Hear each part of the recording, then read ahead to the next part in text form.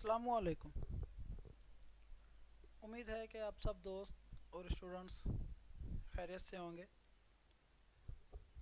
आज हम अपने चैनल ई फॉर एजुकेशन पर इलेक्ट्रिकल अर्थिंग से रिलेटेड वीडियो नंबर 2 आपसे शेयर करने जा रहे हैं।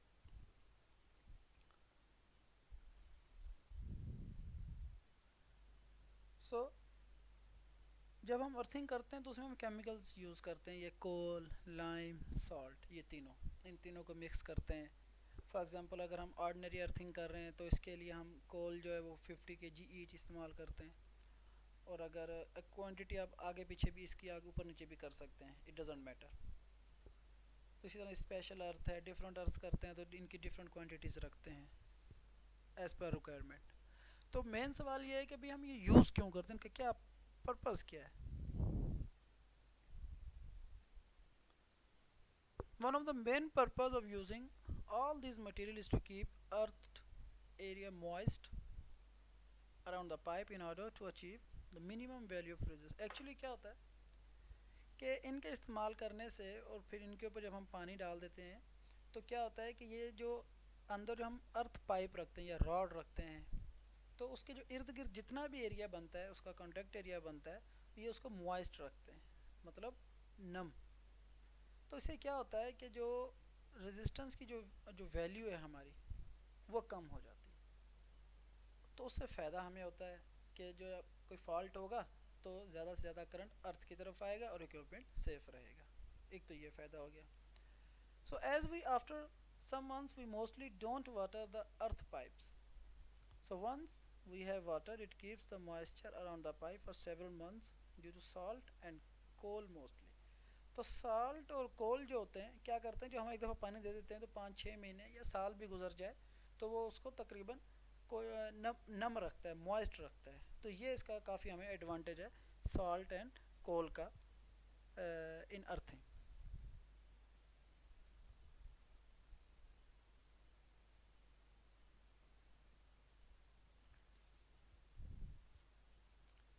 सो why earthing is important. Earthing is done to reduce the chances of electrical shocks because whenever fault occurs, the faulty current does not flow across the human body, rather current flows low resistance path. अब क्या है कि earthing हम इसलिए करते हैं, क्या होता है कि अगर अर्थिंग हम नहीं करेंगे तो क्या होगा कि वो करंट जो जब उसमें शॉक होगा, इलेक्ट्रिकल शॉक की वजह से कोई फॉल्ट होगा तो क्या होगा कि जब अगर ह्यूमन बॉडी उसको टच कर लेगी कोई भी तो वो उसको लगेगा और जानी नुकसान होगा। अगर अर्थ नहीं होगी तो क्या होगा, फॉल्टी करंट उसी इक्विपमेंट की बॉडी से फ़्लो करेगा और उसमें हीट की वजह से आग भी लग सकती है, वो तकरीबन डैमेज भी हो सकता है। तो क्या होता है जब अर्थ हम कर देते हैं तो अर्थ का मकसद ये होता है कि एक physical contact, physical path provide करना जो लो रेजिस्टेंस पे होता है। तो जो लो रेजिस्टेंस पे होगा तो लो रेजिस्टेंस की तरफ ही फॉल्टी करंट फ्लो करेगा।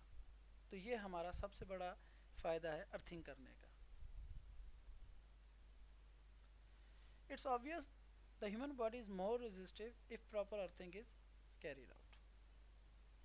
ज़ाहिर बात है अगर प्रॉपर अर्थिंग होगी तो ह्यूमन बॉडी को तो कोई नुकसान नहीं है।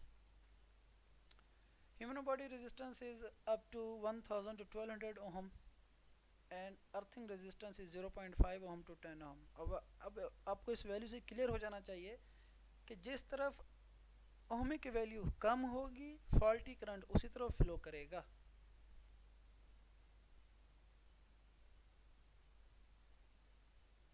एक ये गूगल से ही मैंने एक स्केच लिया इमेज के देखें आपको कि ये शो कर रहा है कि इलेक्ट्रिकल सिस्टम विदाउट अर्थिंग। अब आपको ये दो वायर नज़र आ रही हैं जो ट्रांसफार्मर, डिस्ट्रीब्यूशन ट्रांसफार्मर हमारे ये घरों के ऊपर एच टाइप पोल पे लगे होते हैं। तो उसमें से दो तारें निकलती हैं जिसे आप अमूमन आम ज़ुबान में ठंडी और गर्म कहते हैं। मतलब ठंडी से मतलब ये कि न्यूट्रल, और गर्म से मतलब ये है कि आपकी लाइव वायर जिसे हम फेज़ भी कहते हैं। तो क्या है कि अगर आपने अर्थिंग नहीं की होगी तो और आपके फॉर एग्ज़ाम्पल फ्रीज़र है उसमें फ़ॉल्ट आ गया तो जैसे ही उसको किसी को पता नहीं होगा वो खोलेगा, उसको टच करेगा तो उसको वो करंट बराह रास्त उसकी बॉडी से गुजरेगा। वो क्यों? क्योंकि अर्थिंग नहीं की हुई। अगर अर्थिंग की होती तो लो रेजिस्टेंस पाथ होता, मिल जाता करंट को, लो रेजिस्टेंस पाथ मिल जाता तो ह्यूमन बॉडी से वो ना गुजरता, क्योंकि ह्यूमन बॉडी का जो रेजिस्टेंस होता है वो अर्थिंग जो हम करते हैं उससे काफ़ी ज़्यादा होता है। तो उसको लो रेजिस्टेंस पाथ मिल जाता तो वो अर्थिंग रॉड से या अर्थिंग कंडक्टर से गुजर जाता और ह्यूमन बॉडी सेफ रहती।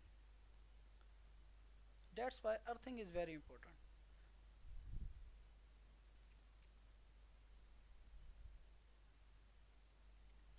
अब ये स्केच को ज़रा समझें कि इलेक्ट्रिकल सिस्टम विद अर्थिंग। अब वही सेम डिस्ट्रीब्यूशन ट्रांसफार्मर से एक ठंडी और एक गर्म वायर गुजरी, live wire and neutral wire हमारे इक्विपमेंट तक आ गई। इसमें अब इक्विपमेंट हम चेंज कर लेते हैं कि हम इसको कर लेते हैं भाई ये हमारा स्टेबलाइज़र है, स्टेबलाइज़र में सप्लाई आ रही है। अब अचानक से उसमें शॉर्ट सर्किट हो गया तो क्या होगा, उस अगर किसी को मालूम नहीं होगा उसको बंद करने की कोशिश करे या हाथ भी लग सकता है उसको।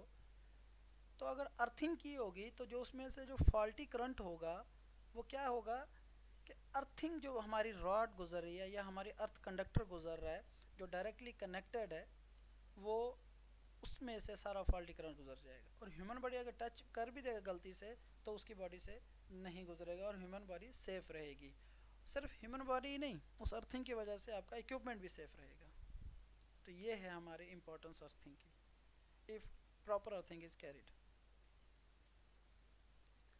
अब अर्थिंग के दौरान हम काफ़ी कुछ मटेरियल इस्तेमाल करते हैं, ये सारा आपको मैं थ्योरेटिकली क्लियर कर रहा हूँ। इंशाल्लाह इसके ऊपर भी आपको फिज़िकली दिखाया जाएगा ये मटेरियल हम किस तरह से यूज़ करते हैं और क्या क्या इनकी फ़िज़िकल अपीयरेंस होती है।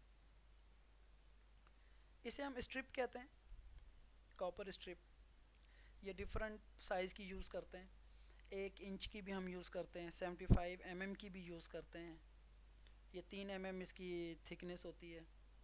2 इंच की भी यूज़ कर सकते हैं आप, 1.5 इंच की भी यूज़ कर सकते हैं। ये जितनी ज़्यादा इस्तेमाल करेंगे कॉन्टेक्ट एरिया में, ज़्यादा बड़ी इस्तेमाल करेंगे उतनी ही ज़्यादा फ़ायदेमंद है। जितनी ये ज़्यादा कॉन्टेक्ट एरिया में बड़ी होगी, 1 इंच, 1.5 इंच, 2 इंच, उतना ही ज़्यादा ये एक्स्ट्रा या फॉल्टी करंट को एब्जॉर्ब करेगी। तो ये हमारी कॉपर स्ट्रिप है। ये हमारा हो गया जी बेयर कंडक्टर, जिसे हम 8SWG वायर भी कहते हैं, इसको भी हम इस्तेमाल कर सकते हैं। ये हमारे होते हैं ब्रास के नट बोल्ट। अब क्या होता है कि इसमें जी मैं आपको सादा ज़ुबान में बताऊं कि ये 3 इंच के भी हम इस्तेमाल करते हैं, 3 इंच 2 सूत इसकी गोलाई है ये, या 3 इंच 3 सूत में भी इस्तेमाल कर सकते हैं हम। तो ये 3 इंच जो इसकी लंबाई है, या फिर आप इसको 1 इंच में भी इस्तेमाल कर सकते हैं। वो एज़ पर स्पेसिफिकेशन होता है कि पाइप आप कौन सा यूज़ कर रहे हैं, 1 इंच का या 2 इंच का इस्तेमाल कर रहे हैं, तो उसी में ये ब्रास के नट बोल्ट इस्तेमाल होते हैं। इनका इस्तेमाल करने का ये होता है कि काफ़ी लंबा और पायदार चलते हैं, ये जंग आलूद नहीं होते, ख़राब नहीं होते, क्योंकि एक दफ़ा मर्थिंग करके तो फिर छोड़ देते हैं, इतनी केयर नहीं करते मोस्टली। तो ये वहाँ पर अच्छा चलते हैं, कॉपर के स्ट्रिप्स और ब्रास के नट बोल्ट।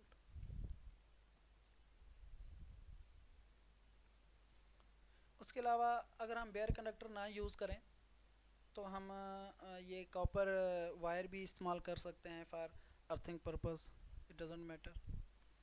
लक्स इस्तेमाल करते हैं। लक्स क्यों इस्तेमाल करते हैं कि जब हमारी एक एमडीबी है या ट्रांसफार्मर या फिर हमारी कोई भी डीबी है उसमें से जब वायर निकल कर आती है बाहर, तो जहाँ पर पिट बनी होती है, अर्थ पिट, या स्पेशल अर्थिंग की हो या ऑर्डिनरी अर्थिंग की हो, नॉर्मल अर्थिंग की, तो उसके ऊपर जो कॉपर स्ट्रिप होती है उसमें हम होल करके उस वायर को कनेक्ट करते हैं जो एमडीबी टू अर्थिंग रॉड के बीच में होती है। उसके लिए हम प्रॉपर और स्ट्रॉन्ग कनेक्शन के लिए हम ये थिम्बल्स यूज़ करते हैं।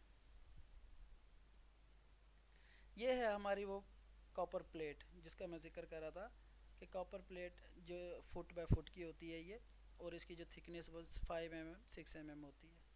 ये स्पेशल अर्थिंग में मोस्टली यूज़ होती है। ये हमारा एंड कैप है, ये एंड प्लग भी कहते हैं, जो हमारा पाइप के ऊपर लगता है अर्थिंग कंप्लीट होने के बाद, और फिर इसको पानी वानी देने के लिए हम इसको खोलते भी हैं। ये इस तरह से दोनों टाइप के भी एंड प्लग है हमारा, 1 इंच 2 इंच में इस्तेमाल होते हैं पाइप्स में।